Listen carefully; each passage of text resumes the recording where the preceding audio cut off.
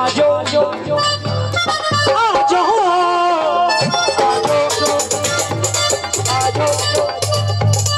आजो चल कोनिया यार आजो